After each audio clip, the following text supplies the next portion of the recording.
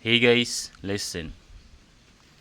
To manifest something is to bring your thoughts, dreams, and intentions into reality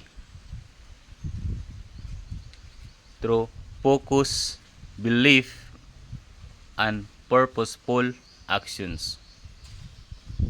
It begins with clarity and knowing exactly what you want,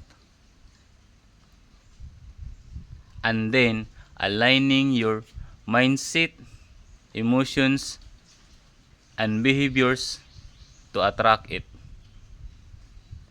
Manifestation is more than wishful thinking. It's the practice of visualizing your goals, speaking them into existence,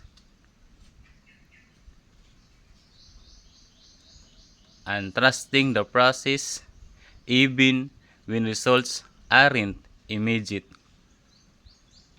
When combined with efforts and patience, manifestations becomes a powerful tool to create the life you truly desire. That's it guys. Have a nice day. Bye.